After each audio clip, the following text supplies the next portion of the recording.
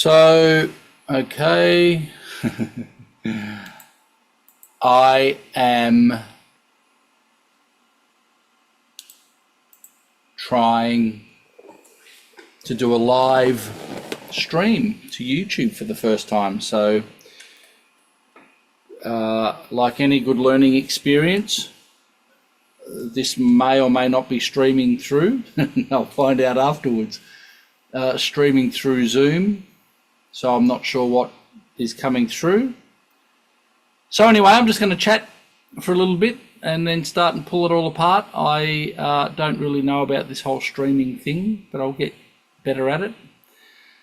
So in 6 weeks' time, I'm going to be, so I can't get comments here, so I'm pretty sure I'm not actually doing it the best way. I will figure it out. Got it, remember, yeah, got it. Because when I have this screen here, I'm not moving, so that's okay. Curious. At ITG 2026, 50th anniversary of the ITG conference. How exciting is that? It's really cool. And I've been invited to do a presentation, which is great, at Kilbourne Hall on the Thursday 28th, 10 a.m. I think, talking about the learning process. And it's got to do with either improving your trumpet playing, brass playing, or performance anxiety. Do you get nervous when you go on stage? It's something I had really had struggles with through my career. And musicians' focal dystonia. So the question that I'm going to be asking people is, are we sick and tired of where we're at the moment? If there is a problem, if we're not happy about something, and let's face it, people will be sitting in that room. Why? Because we're at a trumpet convention. That means there's something that we want to learn, which means that we're having an issue with something. As I always say, we're not at a international toenail cutting conference or convention. Everyone can do it. So it's like, what would I like to improve? And then it's a matter of how much do we want to improve, which means we've got to change the brain. And the brain doesn't want to change unless it sees the logical benefit from what you desire. Then it will go about learning the sensations and the process of a more refined way of performing. So whether it's got anything to do with, and I don't like the term performance anxiety because it's deeper in the brain. You can have a reaction, like a fight, flight, freeze reaction without, I'm not anxious about performance at all. And you get on stage and all of a sudden something in the brain clicks. It's like I wasn't anxious and now my body's shaking. It's deeper, it's wild, right? It's not scared of the stage, it's not stage fright. It's called that, but it's not that. And it's a horrible feeling. I know, I've been there. Musicians' dystonia I work with, involuntary muscle activations. It can be career ending, but it shouldn't be. It doesn't have to be. So it means that the brain's gone into a defense mechanism. We need to retrain it. Or just trumpet playing. I've got a limitation with speed of double tonguing, range, consistency, whatever the case may be. If we want to improve something, we've got to know exactly what the issue is and what we're trying to achieve. And we've got to have this degree of, I am sick and tired of where I'm at. The dog sits at his owner's feet on the balcony, on the veranda, and there's a splinter, but it's only a small splinter when he's a puppy. He sits there every day, and the splinter gets bigger and bigger and bigger and bigger. And he keeps sitting there every day, and over the years, it starts to get a bit more painful, more painful, more painful. It's not painful enough to do anything about. I'll just put up with the pain. But eventually, it's too painful. Ouch! It starts to gnaw it off to fix it because it's too painful. I need to make a change. So I'm going to be asking people as to what do they want to achieve and how badly do they want it. Because if it's like, oh, I can kind of put up with it, I'd love to be able to have this, you know, kind of be okay, then the subconscious brain is going to go, you obviously don't want to change. If you don't want to change, I definitely want to change. I'm busy keeping your heart pumping, keeping you breathing, keeping you alive, keeping you safe. So you got to prove to me that you want to change, because it takes a lot of energy to actually create new habits. But the more we understand what we're trying to achieve and the more desire we've got for it, with the ability of the understanding, the awareness that I'm capable of achieving the goal, the faster the brain will change, because you're comparing what you do want, what you don't want. I'm just going to turn my air conditioner down here. So I don't even know if there's anyone watching. Maybe if there is someone watching, do you want to just type something in the comments? Because, oh, hang on. I know why. Here, I need to switch this account. I need to go across to here. I don't even know if there's anyone watching. Maybe if there is someone watching, do you want to just type something in the comments? Close. All right. Because, oh, hang on. I know why. Here, I need to switch this account. I need to go across to here. I don't even know if there's anyone watching. Maybe if there is someone watching, do you want to just type something in the comments? Close. All right. Oh, hang on. For watching now. Okay, so. I just realised that I was on my Fubrian feed and not on my Mystery to Mastery, but it's there, but I can hear it, so I've just had to mute that. We're all learning here, guys, and what I'm not afraid to do is try things, put things out there. For example, I used to have a throat locking with my playing. It's called the Valsalva maneuver. And I used to have my teeth closing up when I'd go into the upper register. So what I've got here, that's a bowl of dental putty. It's 25 years old, that stuff, is putting things between my teeth to try and teach my brain the feeling of the teeth not closing. Right? So I'm curious as to, because I want to see if a comment comes in. Yeah. Anyway, I will refine this as we go along. Feel free to type something in the comment if you've got a question, just because it's my very first time doing this. So you're wondering, what the hell am I going on about? It is literally a test run to collect data on how to live stream. So I want to do a bit of this leading up to ITG. It's a very, very big deal for Mystery to Mastery, and notice that it's a 2 now, phase 2, not T. Mystery to Mastery, now it's Mystery 2. It's the second phase of my Mystery to Mastery journey. So the number one topic I'm going to go through, I've got a million pictures here. Now let me see if, oh no, cool. So you can't see the control panel here.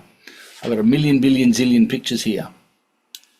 Right, but at the end of the day, if we want to change something, we're going to know what we're trying to achieve. We've got to be able to see it. What do I want? Visualization alone is not going to get you anywhere. That sets the idea. It's like I'm wanting to play at a higher level. I want to achieve something. But the brain, in our case, playing an instrument or a sport, it's a feeling-based, sensation-based process.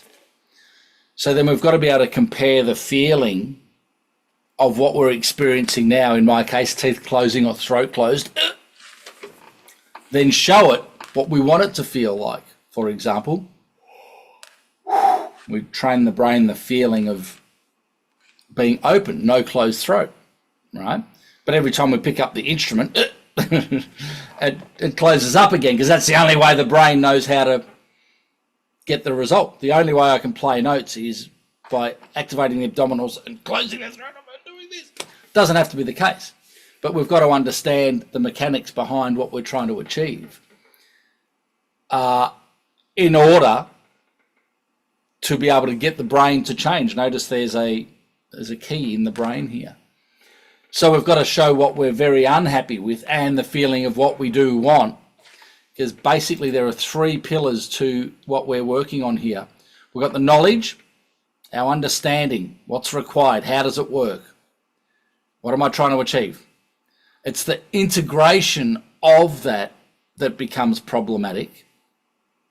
Then there's the experience. The quality of our experience will be determined by the quality of the integration of the correct knowledge, right? So if we know what we're doing wrong, we know what we're doing right. We know what the error is. We know what the desired outcome is. We know what we want. We know what we don't want. We know the feeling of what we want and what we don't want. Then messaging, what do they call it in neurology world, is inner speak or inner speech. I just call it messaging, from conscious to subconscious brain. What are the mistakes that we're making? Everyone that sees this will go, well, I don't make any mistakes. Some people might say that. Okay, well, you probably won't be watching, right? So the question is, if you want to improve something, what are you trying to improve? What's the issue, right? And we've got like the confidence scale here. The red zone, doubt, fear, confusion versus belief, confidence, and clarity. I believe I'm capable, I believe in neuroplasticity. I believe that I can make train myself to perform at a higher level. I'm confident in my ability to be able to do it, and I'm very clear on what I want to achieve. If we've got that, then it's just the process of going, right, I'm going to make this change, and repeat what we do want to get the result that we want. And eventually it becomes a habit that we don't have to think about. There's obsession without panic. We get obsessed. I want to change something. I'm serious about my playing. I want to make a change. I want to be better. Focus. What am I focusing on? What am I trying to achieve? Repetition. Repeat until the brain understands what it's trying to achieve. So the whole learning process is based on changing the brain, creating new habits based on visualization, feeling, messaging. Independently, a feeling without a message is not going to work, because we haven't taken any data from the sensation.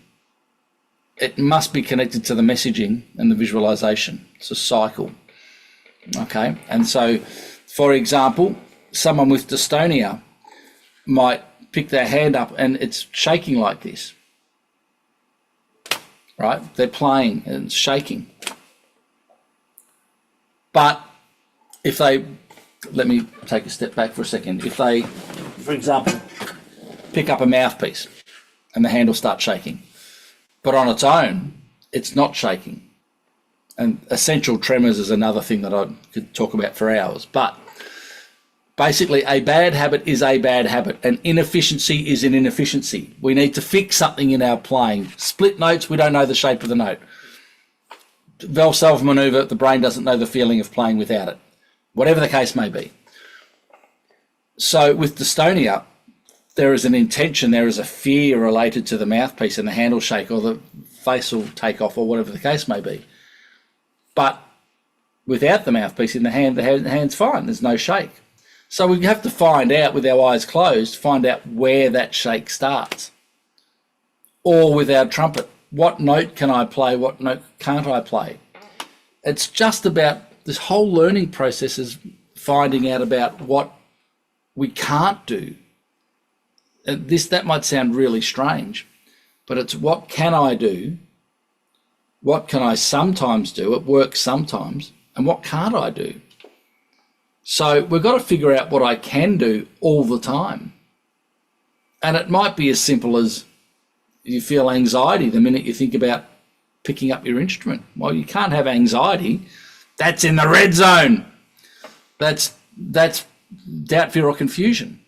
We've got to be excited. The brain feeds off dopamine after, experiencing something that we want to achieve. So we can't have any doubt, fear, or confusion in our practice routine.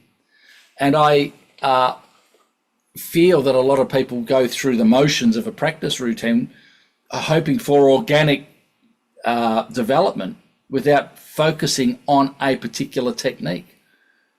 And that's what slows development down, and that what limits most players is that we don't get, we're not working on a specific technique.